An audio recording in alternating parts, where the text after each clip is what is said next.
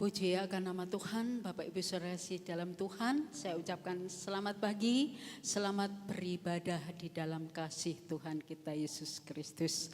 Seberapa ya sidang jemaat Allah yang sudah hadir pada pagi hari ini, mari kita mulai ibadah kita tetap memandang hanya kepada Yesus. Saya undang untuk bangkit berdiri. Kita siapkan hati, kita tetap bersyukur dan bersyukur. Sebab Allah yang kita sembah, Allah yang luar biasa. Kasih-Nya dalam hidup kita.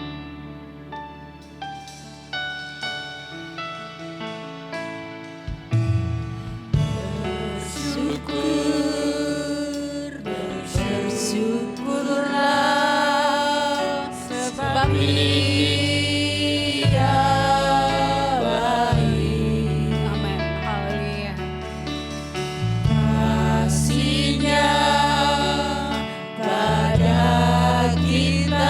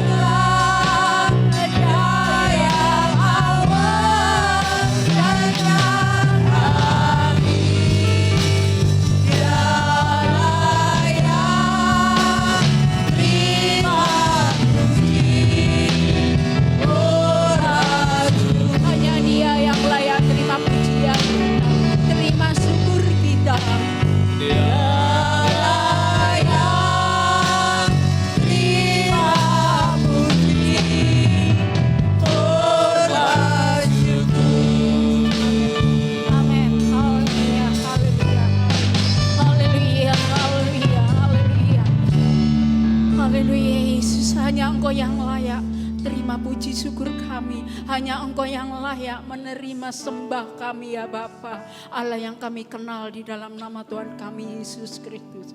Layakkan dan kuduskan kami pada pagi hari ini untuk kami beribadah, memuji dan memuliakan akan nama Engkau. Untuk kami bersyukur akan segala kasih kemurahan Allah, akan segala pemeliharaan Allah di dalam setiap kehidupan kami, pribadi lepas pribadi. Karena hanya Engkau yang layak kami puji, kami sembah dan kami muliakan. Sekali lagi, layakkan kami, kuduskan kami untuk kami beribadah pada pagi hari ini. Kami percaya Allah memberkati ibadah kami, menyertai, memberkati dari awal pertengahan hingga akhirnya. Kami serahkan ibadah kami hanya di dalam satu iman percaya kami pada Putra Allah yang tunggal, Tuhan kami Yesus Kristus. Haleluya. Amin. Dipersilakan duduk. Ada sukacita? Haleluya. Ada sukacita? Haleluya. Hari ini hari yang Allah sudah berikan.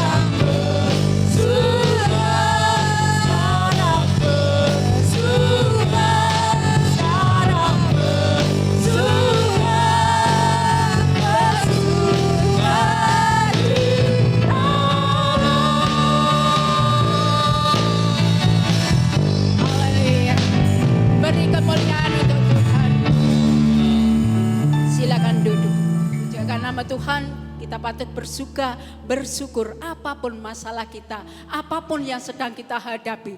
Pagi hari ini kita tetap boleh bersuka hanya karena Tuhan. Puji akan nama Tuhan. Persiapan kur untuk memuji memuliakan Tuhan. Kita tunggu dengan pujian Sungguh Ku Bangga.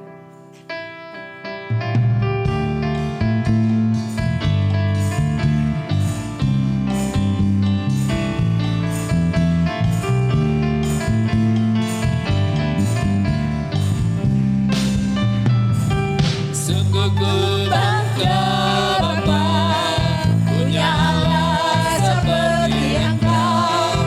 Sungguh ku bangga Yesus, atas segala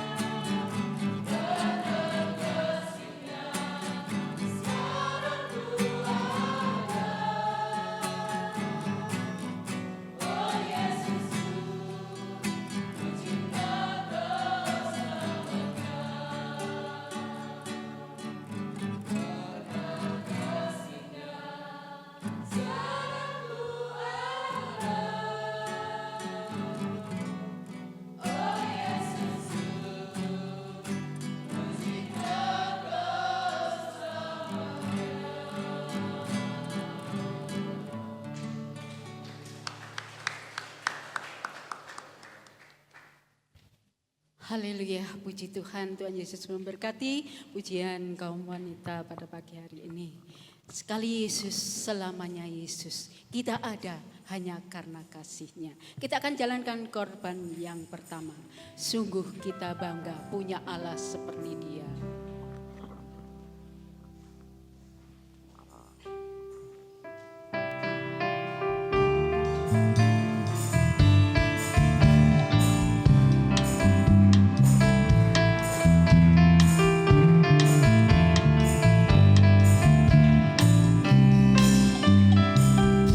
Sungguh ku bangga Bapa, punya Allah seperti Engkau. Sungguh ku bangga Yesus, atas segala pengorbananmu. Tak ingin aku hidup lepas dari kasih-Mu. Kasih-Mu menyelamatkan dan Ibu pengharapan. Benarkah kita bangga punya Allah seperti Dia? Sungguh bangga Bapa, punya Allah seperti Engkau. Sungguh ku bangga Yesus, atas segala pengorbananmu. Tak ingin aku hidup lepas dari kasih-Mu. Kasih-Mu menyelamatkan dan Ibu pengharapan. Apa yang bisa kita persembahkan? Ini ku persembahkan apa yang aku miliki. Memang tiada berarti bila dibanding dengan kasih-Mu. Namun ku ingin memberi dengan sukacita di hati. Karena ku tahu ini menyenangkan hati-Mu.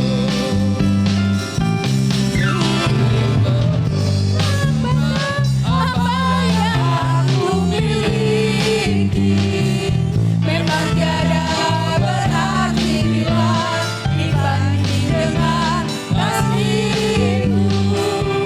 Namun ku ingin memberi dengan sukacita di hati. Karena ku tahu ini menyenangkan hati-Mu. Tuhan Yesus memberkati. Saya undang kita akan bangkit berdiri. Kita akan menyiapkan hati kita untuk firman-Nya. Firman yang senantiasa memberikan kekuatan, yang memberikan penghiburan, yang memberikan penuntun di dalam setiap langkah kehidupan kita. Hanya Dia satu-satunya yang boleh kita andalkan di dalam kehidupan kita. Tuhan yang setia walau kita tidak setia. Haleluya.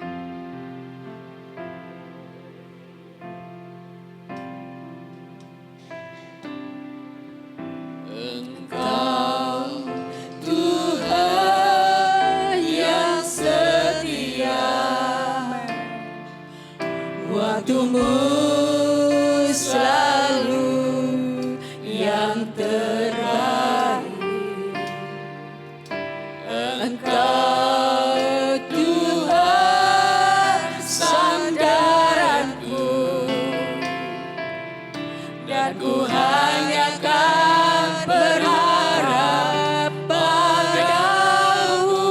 Satu-satunya yang kita andalkan. Satu-satunya yang ku andalkan. Satu-satunya yang ku percaya.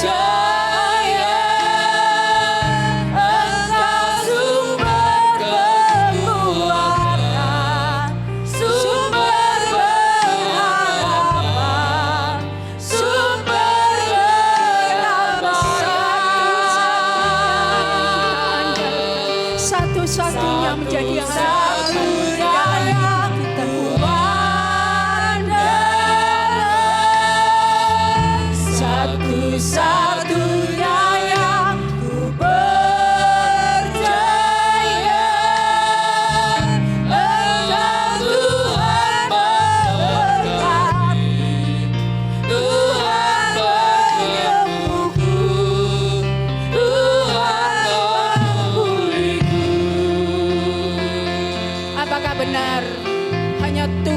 sebagai andalan di dalam hidup saudara. Satu-satunya yang saudara andalkan, satu-satunya harapan di dalam hidup saudara. Semua jawaban ada di dalam diri saudara. Yakin dan percayalah, Allah ada bersama. Dia yang patut kita saudara. Haleluya, haleluya, haleluya.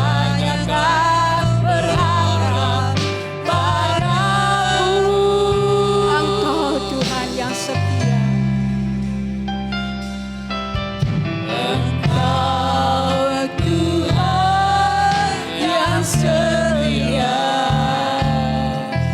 Waktu Allah yang terbaik untuk kehidupan, bukan keinginan kita, bukan harapan kita, namun waktu Tuhan yang ada dalam kehidupan. Dan mari kita berharap hanya kepada Dia. Kita berharap hanya kepada Yesus. Satu-satunya yang satu-satunya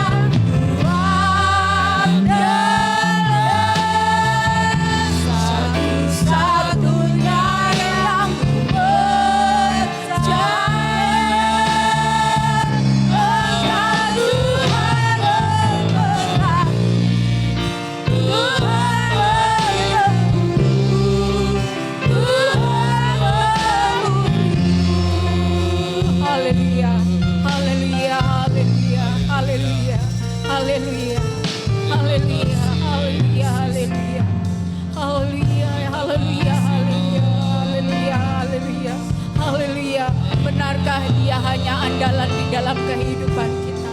Saudara mengandalkan firman Allah di dalam hidup saudara. Haleluya, haleluya, haleluya. Kita akan bersama masuk di dalam doa untuk firman Allah. Bapak Jeffrey pimpin di dalam doa untuk firman-Nya.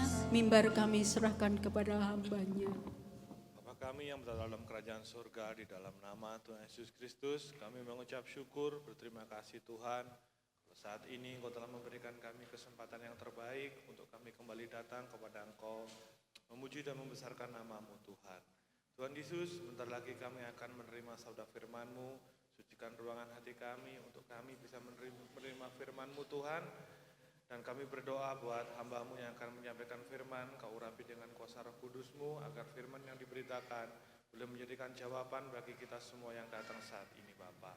Kami serahkan acara kebaktian ini mulai pertengahan sampai akhirnya dalam tangan-Mu.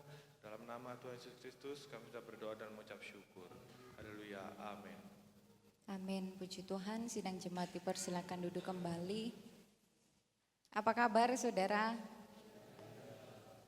Sehat? Puji Tuhan.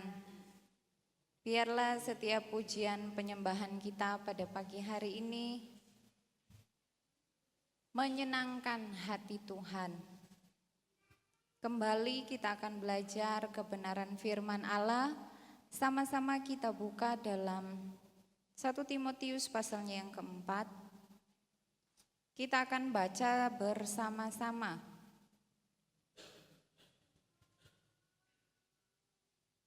1 Timotius pasalnya yang keempat, ayatnya yang ke-7. Kita akan baca bersama-sama 2, 3.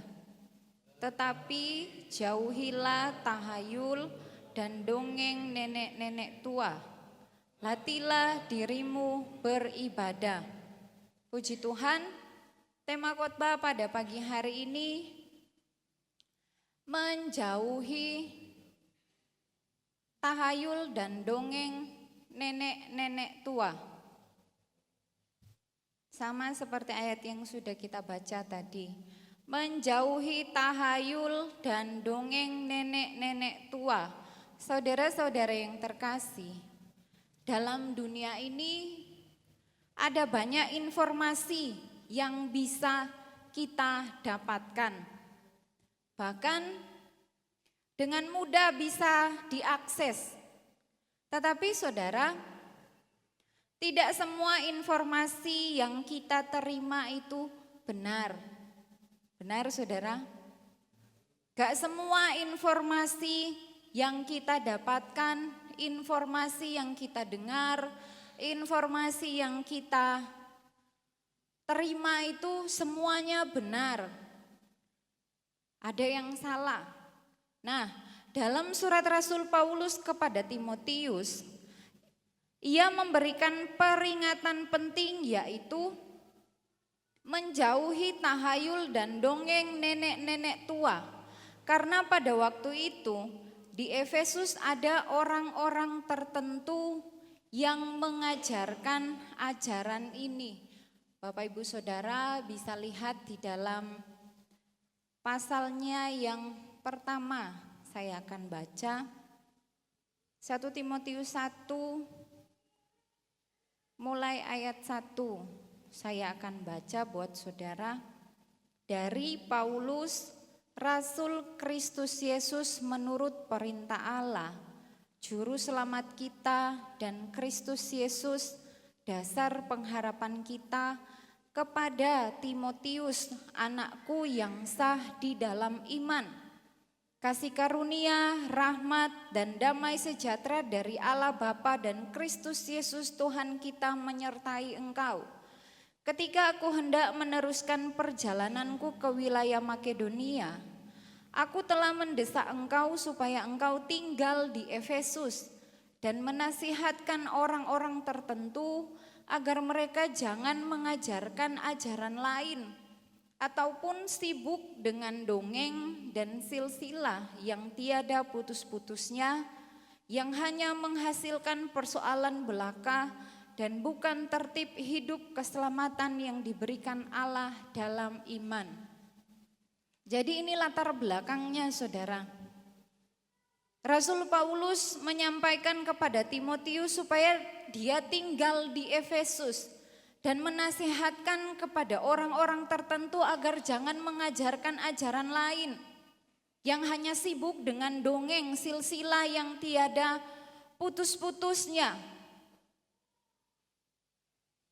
Dan selanjutnya di dalam pasalnya yang keempat ayat 7 kita baca bersama-sama tadi. Paulus juga sampaikan kepada Timotius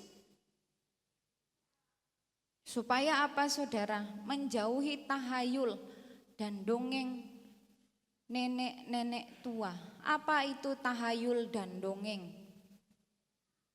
Tahayul dalam Kamus Besar Bahasa Indonesia artinya sesuatu yang hanya ada dalam khayal belaka. Tahayul adalah kepercayaan yang tidak berdasarkan pada kebenaran, tetapi pada pendapat atau dugaan atau yang sering kita dengar mitos. Tahayul seringkali mengandung unsur ketakutan dan khayalan seperti kepercayaan pada hal-hal tidak memiliki dasar kebenaran firman Allah.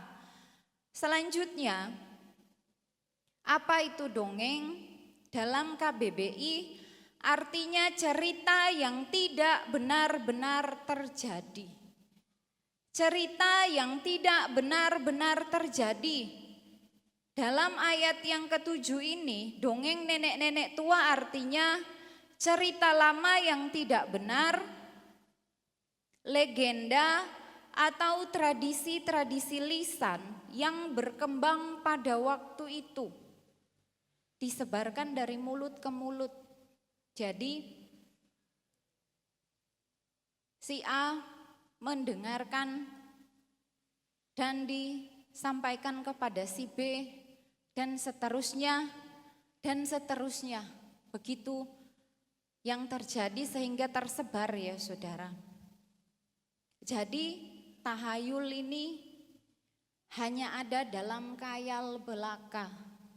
Kalau dongeng, cerita yang tidak benar-benar terjadi. Contohnya saudara, yang pertama mempercayai bahwa benda-benda tertentu membawa keberuntungan. Ada orang-orang yang meyakini bahwa benda tersebut membawa keberuntungan dalam dirinya. Ada yang juga meyakini bahwa benda ini kalau saya miliki akan mendatangkan bencana. Mungkin Bapak Ibu Saudara pernah mendengar hal yang demikian. Oh, kalau gak punya benda ini, saya gak akan beruntung. Ini keberuntungan buat saya, jadi harus saya bawa kemana-mana. Atau enggak, ketika ketemu benda tersebut, waduh, saya harus hindari. Kenapa? Kalau enggak dihindari bisa mendatangkan bencana. Selanjutnya saudara, mempercayai ada hari baik dan hari tidak baik. Ada orang-orang yang meyakini ada hari baik, ada hari tidak baik. Dasarnya apa, saudara? Mari kita lihat slide selanjutnya. Kita lihat minggu penciptaan. Bapak Ibu Saudara buka dalam kitab Kejadian pasalnya yang pertama. Supaya kita punya dasar yang benar, yaitu sesuai dengan kebenaran firman Allah. Kejadian 1 ayat 1, saya baca, pada mulanya Allah menciptakan langit dan bumi. Jadi yang menciptakan langit dan bumi ini adalah Allah, bukan terbentuk dengan proses sedemikian rupa, tidak saudara. Orang-orang yang tidak memiliki kepercayaan kepada Allah, memiliki keyakinan bahwa dunia ini terbentuk dengan proses-proses yang sedemikian rupa. Langit ini bisa terbentuk karena hal-hal demikian, bisa terjadi pulau karena ada hal-hal yang lain. Selanjutnya kita lihat saudara, bumi belum berbentuk dan kosong, gelap gulita menutupi samudra raya, dan roh Allah melayang-layang di atas permukaan air. Berfirmanlah Allah, jadilah terang, lalu terang itu jadi. Allah melihat bahwa terang itu baik, lalu dipisahkannya lah terang itu dari gelap. Slide sebelumnya, Mbak Isma, minggu penciptaan. Jadi hari pertama dikatakan bahwa jadilah terang. Allah melihat terang itu baik, lalu dipisahkannya lah terang itu dari gelap. Dan Allah menamai terang itu siang dan gelap itu malam.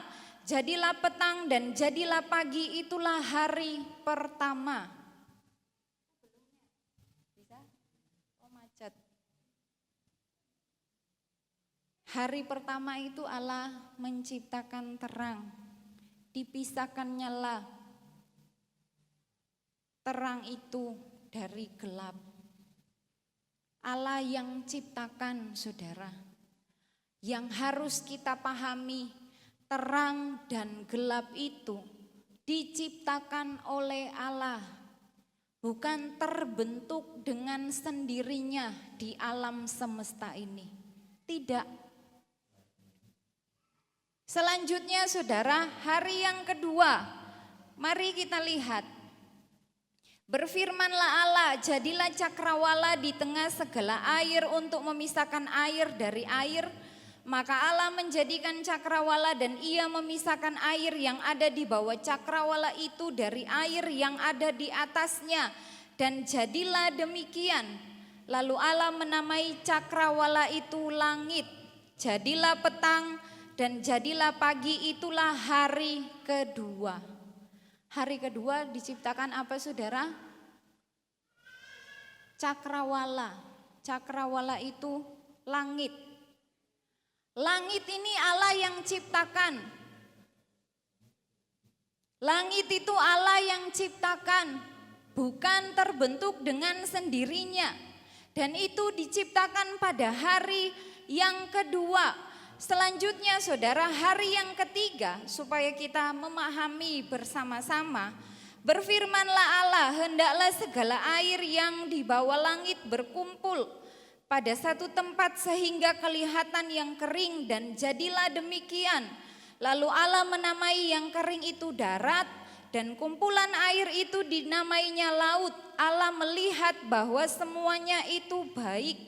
Berfirmanlah Allah, hendaklah tanah menumbuhkan tunas-tunas muda, tumbuh-tumbuhan yang berbiji, segala jenis pohon buah-buahan yang menghasilkan buah yang berbiji, supaya ada tumbuh-tumbuhan di bumi, dan jadilah demikian. Tanah itu menumbuhkan tunas-tunas muda, segala jenis tumbuh-tumbuhan yang berbiji, dan segala jenis pohon-pohonan yang menghasilkan buah yang berbiji. Allah melihat bahwa semuanya itu baik. Dari pemandangan Allah, yang diciptakan itu semuanya baik. Amin saudara. Gak ada ditulis hari pertama diciptakan, lalu dilihat Tuhan jelek, dirubah, diganti, direvisi. Tidak saudara. Berkali-kali firman Tuhan katakan Allah melihat bahwa semuanya itu baik. Bapak ibu saudara bisa lihat sampai hari-hari yang selanjutnya. Bagaimana Allah menciptakan darat, laut, benda-benda penerang, ikan-ikan dan burung-burung.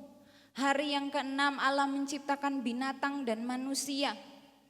Hari yang ke-7, apa yang dilakukan oleh Allah? Allah memberkati dan menguduskan. Ketika hari pertama sampai hari ke-6 menciptakan segala sesuatu. Semua kebutuhan manusia sudah diciptakan oleh Allah. Hari yang ke-6 barulah manusia diciptakan. Hari yang ke-7 diberkati dan dikuduskan. Ayat 31, Kejadian pasal 1 ayat 31. Maka Allah melihat segala yang dijadikannya itu sungguh amat baik. Jadilah petang dan jadilah pagi, itulah hari ke-6. Demikianlah diselesaikan langit dan bumi dan segala isinya. Ketika Allah pada hari ke-7 telah menyelesaikan pekerjaan yang dibuatnya itu, berhentilah ia pada hari ke-7 dari segala pekerjaan yang telah dibuatnya itu. Lalu Allah memberkati hari ke-7 itu dan menguduskannya, karena pada hari itulah ia berhenti dari segala pekerjaan penciptaan yang telah dibuatnya itu. Apakah terdapat hal yang tidak baik dalam minggu penciptaan? Adakah Bapak Ibu Saudara membaca ayat yang tertulis hari sekian adalah hari yang tidak baik? Ada saudara? Tidak ada. Tetapi kenapa masih ada orang Kristen yang meyakini bahwa ada hari baik dan hari tidak baik? Untuk melakukan hal atau aktivitas atau kegiatan harus di hari Senin, gak boleh di hari Rabu, atau menurut perhitungan-perhitungan yang lain. Padahal jelas sekali saudara, pada mulanya Allah menciptakan langit dan bumi. Hari pertama sampai hari ke-6 Allah menciptakan segala sesuatu, ditata dengan baik di dalam bumi ini. Hari ke-7 diberkati dan dikuduskan. Menurut pandangan Allah semuanya baik, tetapi menurut pandangan manusia ada yang tidak baik. Dan itu diyakini, itu dipercayai. Lebih benar mitos, lebih benar tahayul, lebih benar dongeng daripada perkataan firman Allah. Saudara yang kekasih dalam Tuhan Yesus Kristus, tahayul, dongeng, atau mitos memang menarik perhatian manusia. Benar saudara?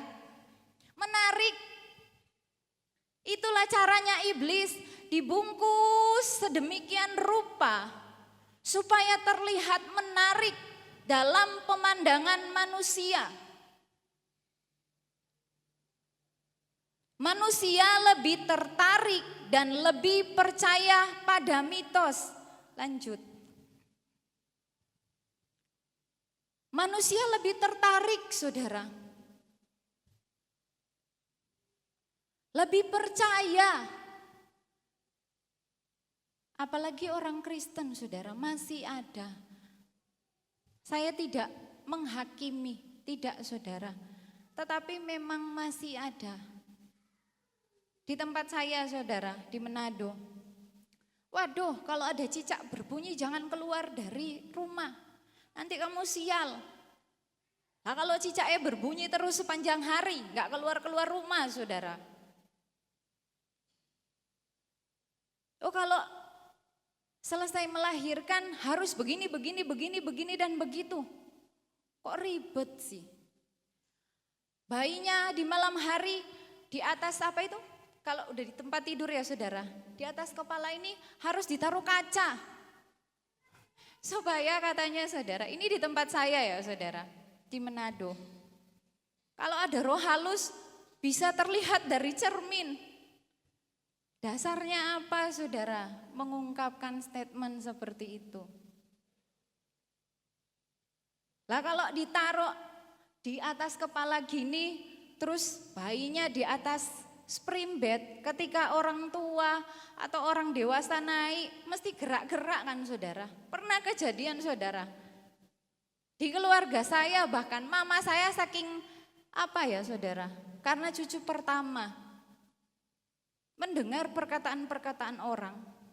Cucu pertama jadi dieman-emanin, kata orang ini, kata orang, enggak bener itu. Akhirnya daripada rame, dipraktekan. Ketika orang tua, orang dewasa naik ke atas spring bed, kacanya rubuh, kena bayinya. Yang rugi sopo saudara. Akhirnya sadar sendiri, itu berbahaya. Mitos jangan dipercaya. Karena cucu pertama, jadi takut kalau ada apa-apa. Salah itu. Akhirnya ngerti sendiri dengan logika.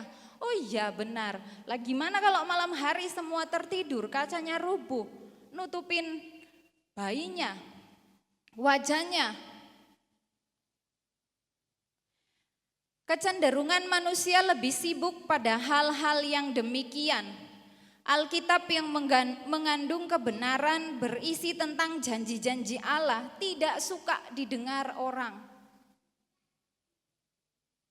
Ada orang yang gak suka dengar. Wah gak menarik, wong tulisannya cuma hitam putih kok. Kalau di Alkitab saya ada tulisan warna merah saudara, karena punya saya bahasa Indonesia dan bahasa Inggris. Kalau yang ada penekanan-penekanannya dikasih warna merah. Gak ada gambar-gambarnya, gak menarik.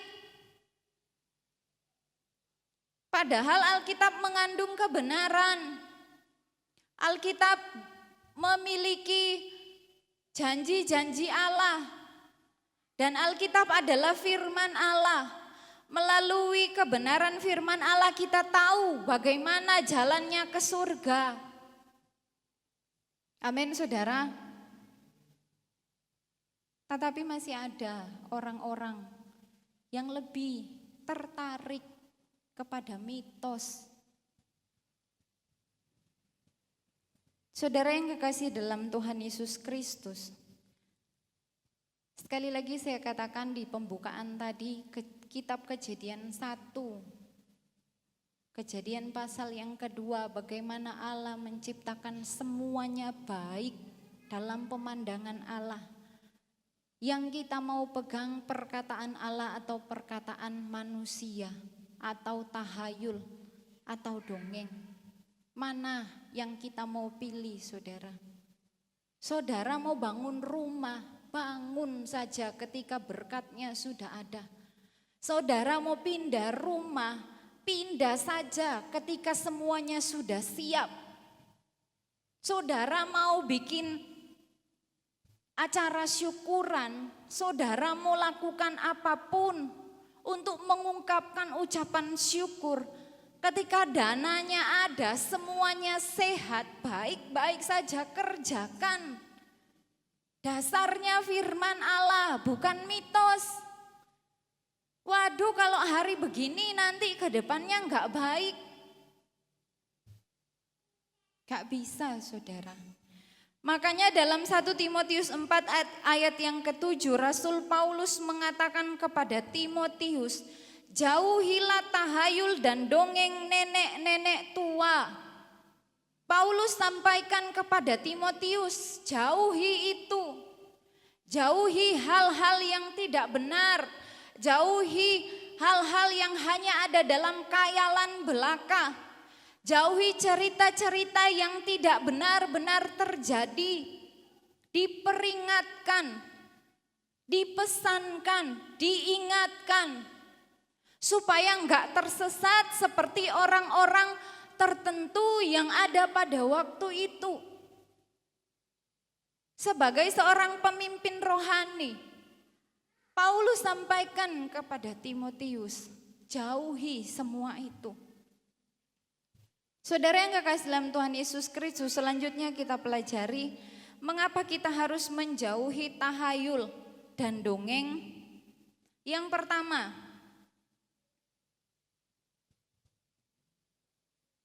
pertama saudara, tidak berdasarkan kebenaran firman Allah. Mengapa kita harus menjauhi tahayul dan dongeng? Karena itu tidak berdasarkan kepada kebenaran firman Allah. Yohanes pasalnya yang ke-17 ayat 17 mengatakan firman-Mu adalah kebenaran. Bukan dongeng, bukan tahayul, bukan mitos, tetapi firman Allah adalah kebenaran. Tuhanlah kebenaran, Tuhanlah jalan dan hidup. Mari kita meyakini hal itu, amin. Bukan berdasarkan kebenaran diri kita sendiri. Kita harus menjauhi tahayul dan dongeng karena tidak berdasarkan kepada firman Allah. Yang kedua, supaya hidup tenang. Mari sama-sama kita buka Yakobus pasalnya yang pertama.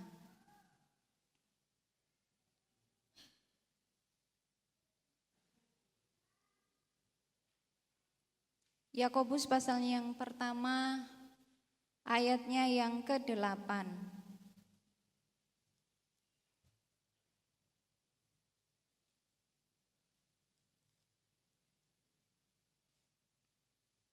Yakobus pasal pertama ayatnya yang ke-8, sebab orang yang mendua hati tidak akan tenang dalam hidupnya. Kenapa kita harus menjauhi tahayul dan dongeng? Yang kedua, supaya hidup tenang. Amin, saudara. Ada yang mau hidupnya enggak tenang? Enggak ada. Semua manusia memiliki kerinduan, menginginkan hidup ini supaya tenang. Tetapi saudara, kalau mendua hati tidak akan tenang. Tidak ada ketenangan dalam hidup ketika menggabungkan kepercayaan kepada mitos dan Allah. Bisa pusing sendiri. Lah berdasarkan tahayul seperti ini, Berdasarkan firman Allah seperti ini, kalau digabungkan gak bisa, disatukan gak bisa. Akibatnya apa saudara? Hidup ini gak bisa tenang. Lah keputusan yang harus diambil yang mana? Berdasarkan tahayul, berdasarkan mitos, berdasarkan dongeng, atau berdasarkan firman Allah. Kalau mau hidup tenang, jauhi tahayul dan dongeng nenek-nenek tua, amin. Mungkin kita berkata saya sudah jauhi semua itu, tetapi hidupku juga masih banyak masalah. Namanya juga manusia saudara, kita masih hidup di dalam dunia ini. Hal itu akan terus terjadi. Tetapi Allah memberikan ketenangan dalam hidup kita untuk menghadapi setiap persoalan dalam hidup ini, amin. Allah memberikan ketenangan. Tetapi kalau kita terus meyakini apa yang dikatakan oleh dongeng-dongeng orang-orang yang terdahulu, tidak berdasarkan firman, susah untuk mendapatkan ketenangan itu. Dan yang terakhir saudara, yang ketiga, karena menghambat pertumbuhan rohani. Kita harus jauhi hal-hal yang hanya ada dalam khayal belaka. Kita harus jauhi cerita-cerita yang tidak benar-benar terjadi, supaya rohani kita dapat bertumbuh. Tidak ada yang menghambat. Kalau terus kita pegang, kalau terus kita yakini, kalau terus kita terapkan, bagaimana kita bisa mengenal lebih lagi tentang Allah? Bagaimana kita bisa menikmati mujizat dari Allah kalau kita masih memiliki kepercayaan yang lain?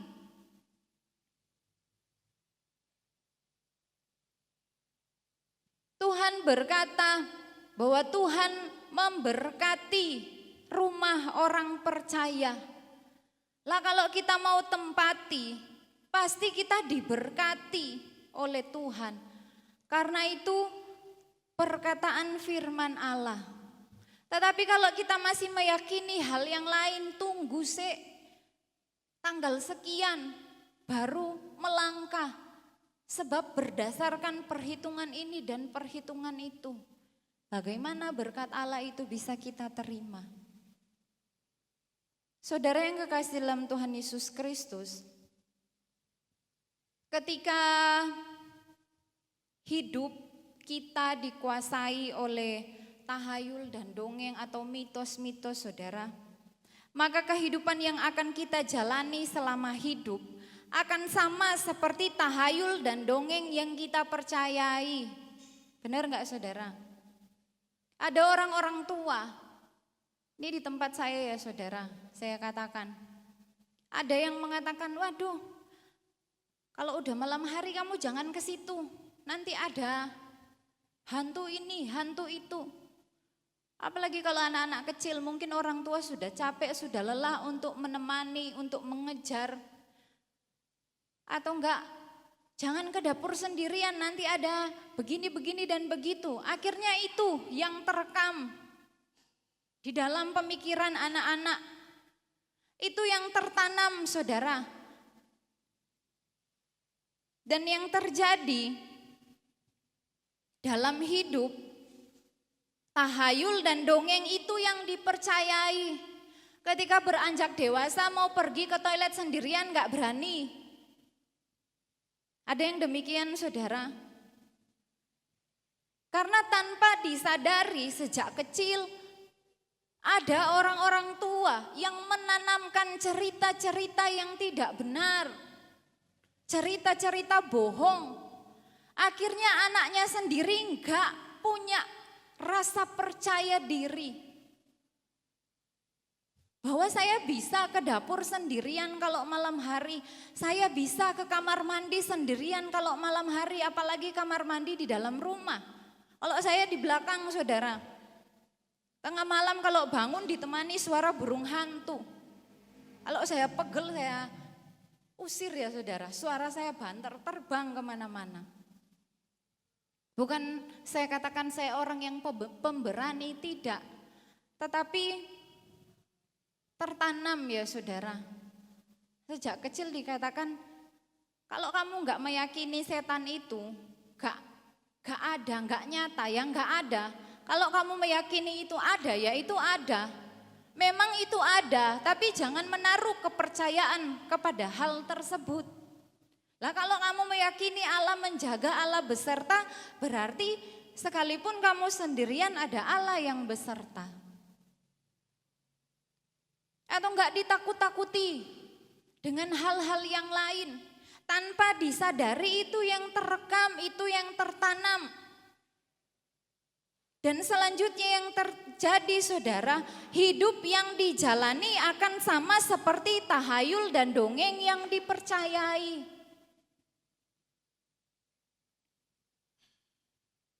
Dan itu bisa menghambat pertumbuhan rohani orang-orang Kristen, anak-anak Tuhan. Lalu selanjutnya mungkin kita berkata, lah saya sejak kecil sudah ditanamkan cerita-cerita yang demikian. Sudah diajarkan hal-hal yang demikian. Turun-temurun. Sekalipun saya orang Kristen. Tetapi yang lebih banyak diajarkan, yang diceritakan dongeng, tahayul. Daripada tentang Daud mengalahkan Goliat. Daripada tentang bagaimana Allah menciptakan langit dan bumi. Hari pertama apa yang diciptakan? Hari kedua apa? Mitos yang ditanamkan kepada saya. Hantu ini yang diperkenalkan kepada saya, namanya hantu ini, itu. Daripada Yesus mati di kayu salib. Kamu jangan ke situ, kok ada bebek gombel. Benar ya saudara? Gak tahu kalau di sini, kalau di tempat saya ada. Saya tidak menolak tradisi, tidak saudara. Saya tidak menentang adat istiadat, tidak. Ketika itu berdiri di atas kebenaran firman Allah. Ketika itu dilakukan dengan tidak ada ritual-ritualnya. Ketika adat istiadat itu dikerjakan dengan tidak mempersembahkan sesajen. Itu berkenan di hadapan Tuhan. Tapi kalau adat istiadat dikerjakan di dalamnya ono ritual-rituale, ono roh-rohnya, itu enggak benar. Indonesia banyak sekali sukunya saudara, budayanya banyak sekali. Ajarkan hal-hal yang benar, tanamkan yang baik. Bukan si hantu ini namanya ini, hantu ini namanya itu. Bahkan ada anak-anak ngomong, Tante Jil di sana ono iki. Kamu tahu dari mana namanya? Siapa yang ngajarin saudara? Bisa dari media sosial, TikTok, bisa dari perkataan si A, si B, dan selanjutnya. Caranya supaya bisa lepas dari tahayul dan dongeng nenek-nenek tua. Amsal 3 ayat yang kelima bagian A. Mari kita lihat. Amsal pasalnya yang ketiga, ayatnya yang kelima bagian A. Percayalah kepada Tuhan dengan segenap hatimu. Amin. Supaya kita lepas dari tahayul dan dongeng-dongeng yang mungkin sudah tertanam dalam hati dan pikiran kita. Karena cerita turun-temurun itu menguasai kita, membuat kita menjadi takut untuk melangkah maju. Yang harus kita lakukan yaitu percayalah kepada Tuhan dengan segenap hatimu. Bukan setengah-setengah. Firman Tuhan katakan percaya. Percaya kepada Tuhan. dengan segenap hatimu. Bukan separuh percaya yang lain, separuh percaya kepada Allah. Tadi saya katakan itu enggak bisa, saudara. Digabungkan enggak bisa. Kalau kita mau lepas, tindakan yang harus kita ambil yaitu percaya kepada Tuhan dengan segenap hati kita. Hati kita bulatkan, tekad kita mantapkan untuk percaya sepenuhnya hanya kepada Allah. Amin. Dialah Allah yang sanggup memberkati hidup saya dan saudara. Dialah Allah yang memiliki masa depan yang cerah dalam hidup kita, dalam kehidupan anak-anak kita. Itu yang harus kita percayai. Mungkin berdasarkan mitos kamu dari garis keturunan ini gak bisa sukses anak-anakmu.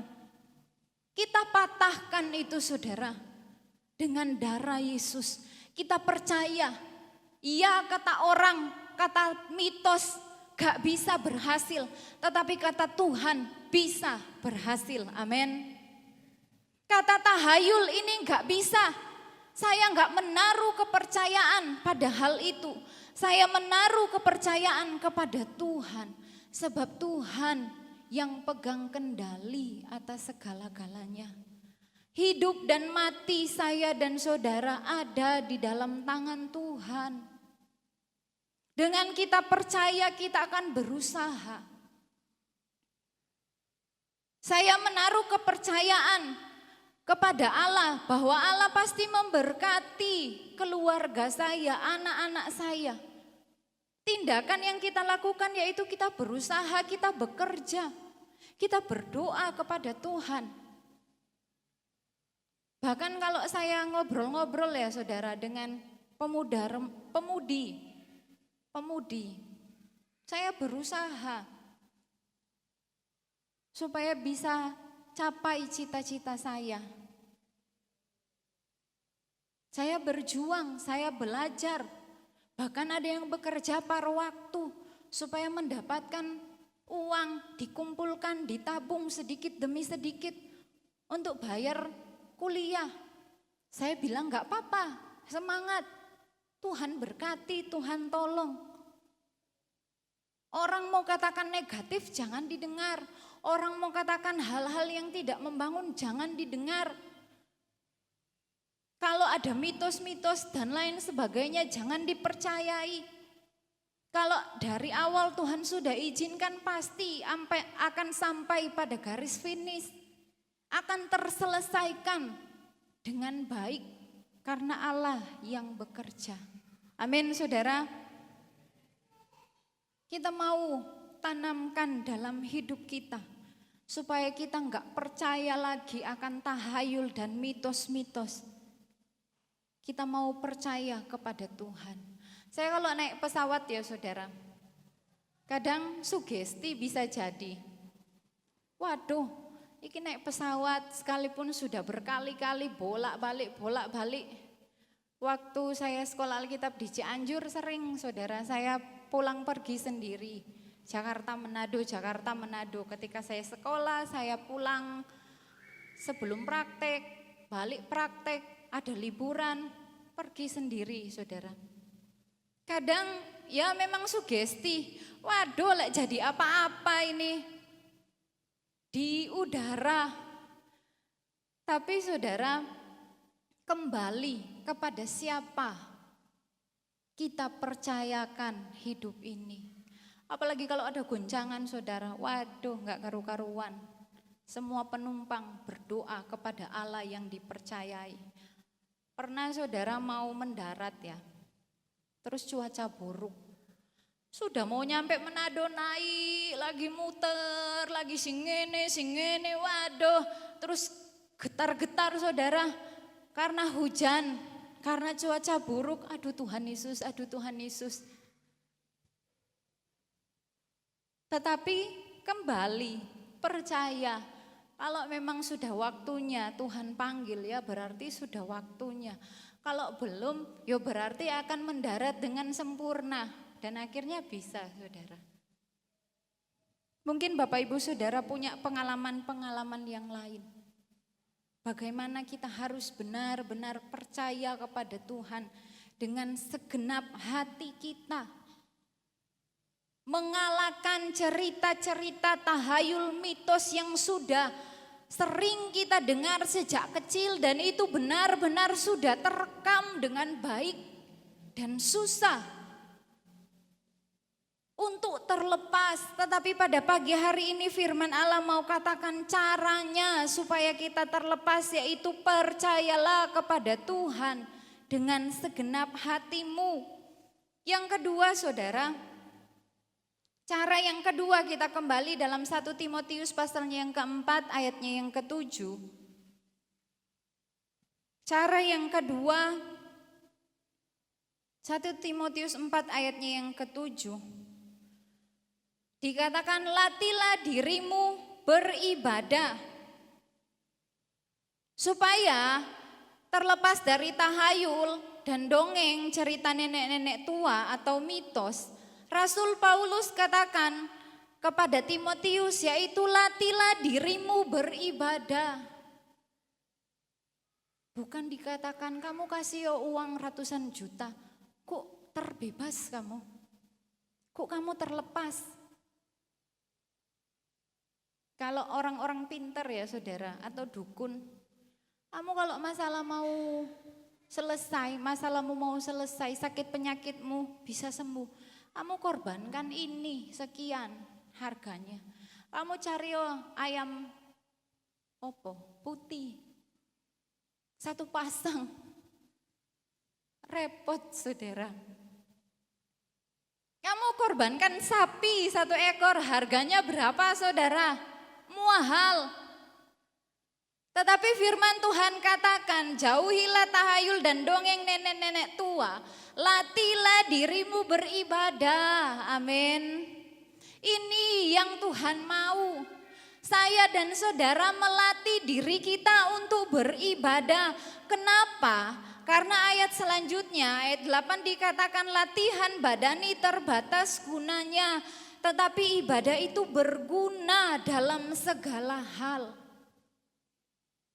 Yang Tuhan ajarkan hal yang benar, tidak mendatangkan kerugian bagi saya dan saudara. Bahkan mendatangkan hal-hal yang bermanfaat. Ibadah itu berguna dalam segala hal. Ketika saudara lagi sehat, ibadah itu berguna. Ketika saudara lagi sakit, ibadah itu berguna. Ketika kita dalam keadaan baik atau tidak baik, ibadah itu berguna. Karena dalam ibadah kita bersekutu seperti di tempat ini. Di rumah pun kita dapat beribadah. Kita mempersembahkan hidup kita sebagai persembahan yang kudus dan yang berkenan kepada Allah. Kita dikuatkan melalui persekutuan-persekutuan ibadah. Berguna dalam segala hal dan dikatakan karena mengandung janji baik untuk hidup ini maupun hidup yang akan datang. Hidup ini maksudnya apa? Ketika Bapak Ibu saya dan saudara kita setia beribadah kepada Tuhan, kita semakin diberkati secara rohani yang pertama. Dan yang kedua, hal-hal jasmani Tuhan tambahkan. Itu hidup ini. Hidup yang akan datang dalam kekekalan. Kita bisa masuk sampai ke surga, amin.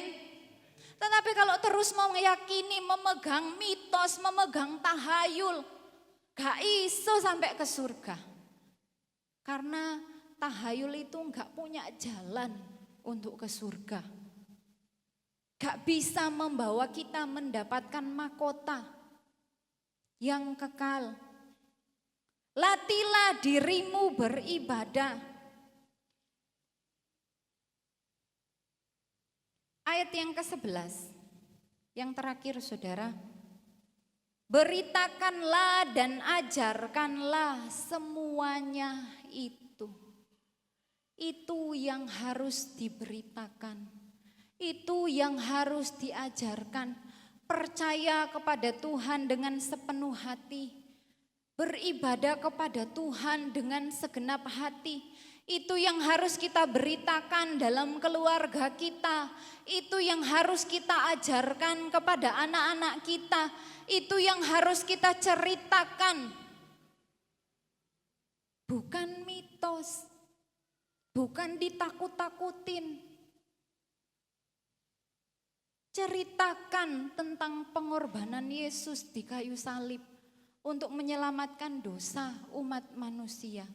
Tadi malam saya sama Elsada ya saudara, tiba-tiba dia ngomong gini, Mami, kalau Tuhan Yesus di atas kayu salib gak bisa tidur dong.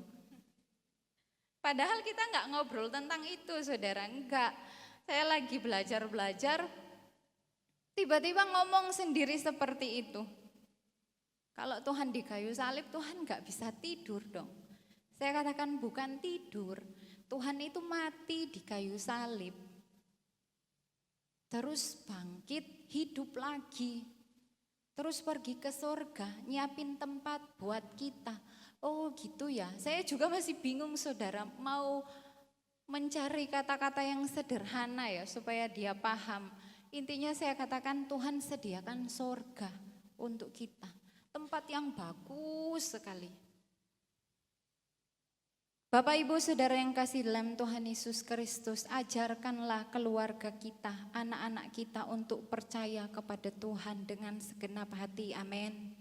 Sejak dini dilatih, seperti Bapak Ibu Saudara melatih anak-anak supaya bisa berjalan, melatih anak-anak kita untuk mau pergi ke sekolah, bagaimana usaha kita pagi hari ono drama-dramae.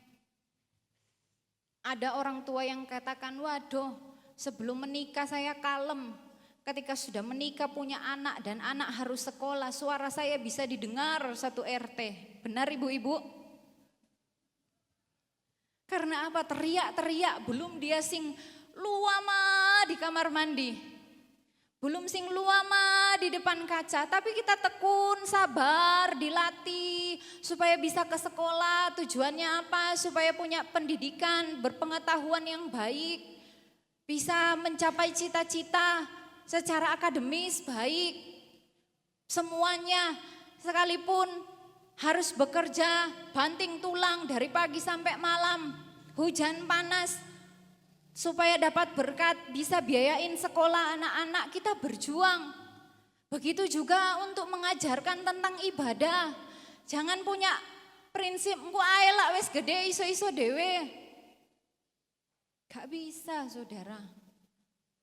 Firman Tuhan katakan, beritakanlah dan ajarkanlah semuanya itu. Kalau Bapak Ibu Saudara nggak dorong terus anaknya untuk ke sekolah, anak ini akan suka-sukanya sendiri karena dia belum paham sekolah itu buat apa. Capek di sekolah itu nulis saja, ngitung aja, disuruh membaca. Lah kalau di rumah itu lebih enak, bisa HP-an, bisa scroll sana sini, bisa makan apa saja, bisa tidur, bisa dan lain sebagainya. Tapi kalau sekolah itu mereka belum paham, apalagi masih tingkat TK ya saudara, SD, kelas 1, kelas 2. Tetapi kita yang sudah paham, kita terus dorong mereka. Demikian juga dalam hal beribadah. Mereka enggak paham, mereka enggak tahu. Kita yang sudah tahu bahwa ibadah itu mengandung janji baik hidup ini maupun untuk hidup yang akan datang, kita ajarkan kepada mereka, amin. Kita ceritakan kepada mereka. Latih. Gak ada yang langsung jadi, gak ada. Membutuhkan pengorbanan, membutuhkan tenaga yang ekstra. Pikiran, berpikir keras. Gimana caranya supaya anak saya ini bisa beribadah, mau. Apalagi kalau di tempat ini pagi-pagi, kayak tadi ya. Marco, waduh hebat, masih pagi sekali sudah datang. Puji Tuhan. Dilatih saudara. Saya enggak menghakimi, tidak. Setiap manusia punya kekurangan, punya kelebihan. Tetapi firman Allah mau mengajar saya dan saudara. Latihlah dirimu beribadah, amin. Beritakanlah dan ajarkanlah semuanya itu. Hal-hal yang baik yang kita dengar, yang kita terima berdasarkan kebenaran firman Allah, itu yang kita ajarkan. Jangan tanamkan cerita-cerita yang bohong, cerita-cerita yang mitos, sehingga membuat anak-anak ini memiliki rasa takut, rasa tidak percaya diri. Sampai dewasa itu terbawa terus. Bukan mendatangkan keuntungan, itu mendatangkan kerugian. Jauhilah segala bentuk tahayul, mitos. Teruslah percaya kepada Tuhan dengan segenap hati. Dan marilah kita melatih diri kita beribadah kepada Allah. Amin. Puji Tuhan, Tuhan Yesus memberkati kebenaran firman Allah pada pagi hari ini sampai di sini. Sama-sama kita bangkit berdiri. Yesus, Kau kebenaran.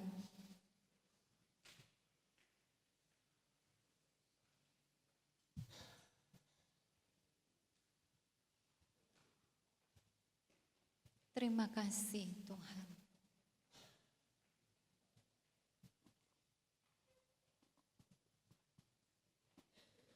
Terima kasih Tuhan.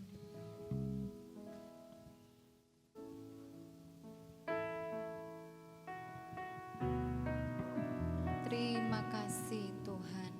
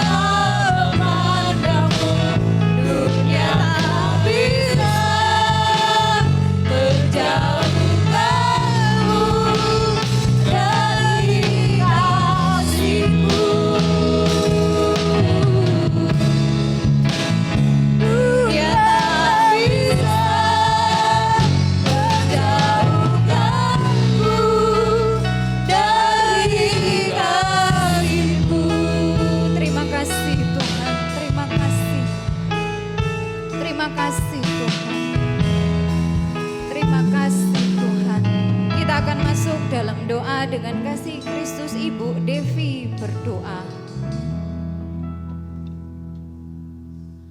Maha besar Tuhan kami yang berada dalam kerajaan surga, kami ucap syukur atas kasih karunia-Mu Tuhan, kebaikan yang Tuhan berikan kepada kami. Kami boleh hadir, kami boleh menerima berkat sukacita yang daripada Tuhan. Bapa dalam kerajaan surga, melalui berkat firman-Mu ini ya Tuhan, kami diingatkan kembali untuk kami boleh dapat melatih diri kami dari yang selama ini bermalas-malasan ataupun menomorduakan tanpa sengaja. Tuhan, Engkau mengingatkan kami kembali untuk kami boleh datang rajin kembali memuji dan membesarkan nama Tuhan. Bapa dalam kerajaan surga, kami serahkan ibadah kami selanjutnya ini dalam nama Tuhan Yesus kami sudah berdoa. Haleluya, amin. Amin, puji Tuhan. Silakan duduk kembali. Kita mau memberikan persembahan yang kedua dan persembahan yang ketiga untuk Kas Tamborin. Percaya saja, percaya yang beri kita menang.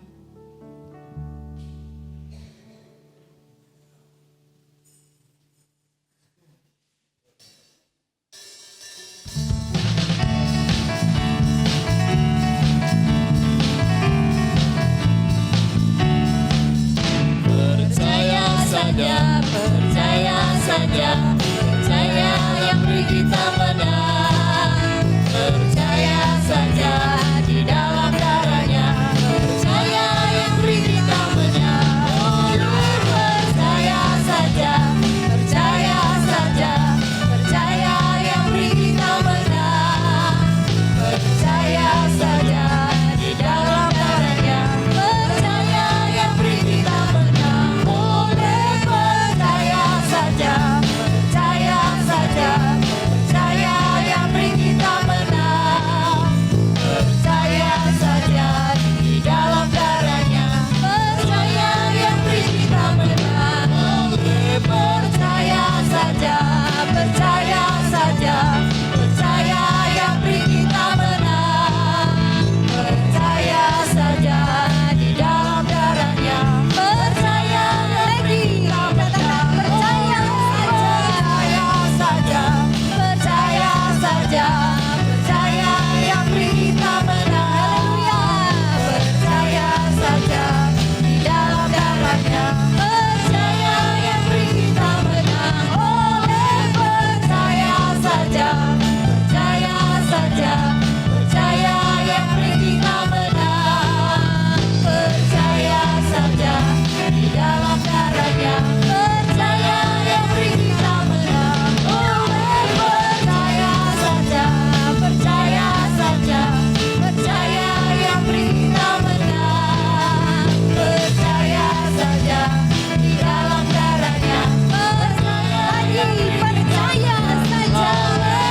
percaya yang beri kita menang. Percaya saja di dalam darahnya, percaya yang beri kita menang. Katakan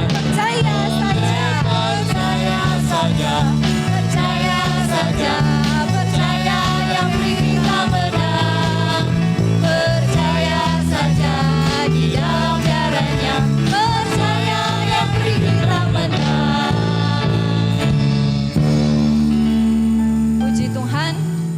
Tuhan Yesus memberkati. Mari kita berdoa. Bapa di dalam surga, kami menyerahkan persembahan pertama, kedua, ketiga, persepuluhan yang dikembalikan oleh sidang jemaat Tuhan. Engkau balas memberkati berlipat-lipat kali ganda. Dalam nama Yesus Kristus kami berdoa dan bersyukur. Haleluya. Amin. Pengumuman gereja. Latihan pujian kaum pria hari Selasa, doa pemuda remaja hari Rabu, doa umum jam 6 sore, hari Kamis ibadah tengah minggu jam setengah 6 sore, hari Sabtu ibadah pemuda dan remaja jam 6.45 itu jam gereja saudara, jam setengah 6 jam umum. Jadi Bapak Ibu Saudara bisa ingatkan kepada anak-anak kita supaya bisa beribadah. Hari Jumat ibadah doa puasa, hari Minggu pagi ibadah anak-anak sekolah minggu dilanjutkan dengan ibadah raya. Puji Tuhan. Tuhan Yesus memberkati tabungan Bapak Ibu Saudara. Saya akan bagikan bulan November minggu kedua. Bulan November minggu kedua saya akan bagikan. Tuhan berkati kehadiran Bapak Ibu Saudara pada pagi hari ini. Tuhan Yesus memberkati pelayan-pelayan Tuhan yang melayani, semua diberkati oleh Tuhan. Kita akan tamatkan acara ibadah.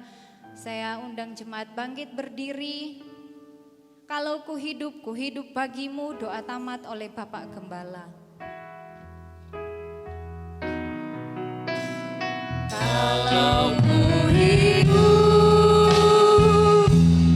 hidup bagimu, maka ku tetap menyembahmu. Dunia tak bisa menjauhkanku dari kasih-Mu. Selama ku hidup bagimu, maka ku tetap menghadapmu. Dunia tak bisa menjauhkanku dari kasih-Mu. Haleluya.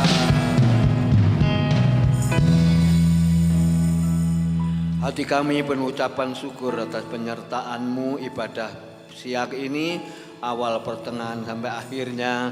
Dan Tuhan Yesus Kristus yang sudah memberkati kami semua, sudah diberkati oleh Tuhan supaya kami tetap percaya dan kami tetap melatih hidup kami beribadah kepada Tuhan Yesus Kristus saja akan membawa sukacita, akan membawa kemenangan. Terima kasih Engkau memberkati seluruh pelayan-pelayan-Mu ya Bapak. Sebelum kami mengakhiri ibadah ini, juga sebentar berlatih pujian kaum pria, dan selesainya ini kami bersama-sama pulang. Biarlah Tuhan kami diberkati oleh Tuhan, pekerjaan seluruh jemaat-Mu diberkati oleh Tuhan, rumah tangga jemaat-Mu diberkati oleh Tuhan, pergumulan dan keperluan kami pun Tuhan senantiasa memberkatinya ya Bapak. Dan kami pulang bersama-sama disertai oleh Tuhan, dilawat oleh Tuhan, jauh dekat Tuhan menyertainya ya Bapak. Terima kasih Tuhan Yesus, terima kasih pada saat siang ini kami menyerahkan ini semua dalam tangan Kau. Bapak Ibu Saudara sekalian yang dikasihi Tuhan dan yang mengasihi Tuhan, terimalah berkat sukacita, berkat damai sejahtera yang datang dari Allah Bapa, Anak dan Roh Kudus menyertai kita sekalian siang ini sampai Tuhan Yesus datang yang dua kali. Pulanglah dengan sukacita, pulanglah dengan damai sejahtera, pulanglah dengan kemenangan. Berkat Abraham, berkat Yakub, berkat adat dalam hidup kami bersama. Kami mengakhiri ibadah siang hari ini dan kami memberkati seluruh kehadiran kami pada siang ini ya Bapak. Di dalam nama Tuhan Yesus Kristus kami sudah berdoa dan mengucap syukur. Haleluya. Amin. Selamat siang Bapak Ibu dan sekalian, Tuhan Yesus memberkati.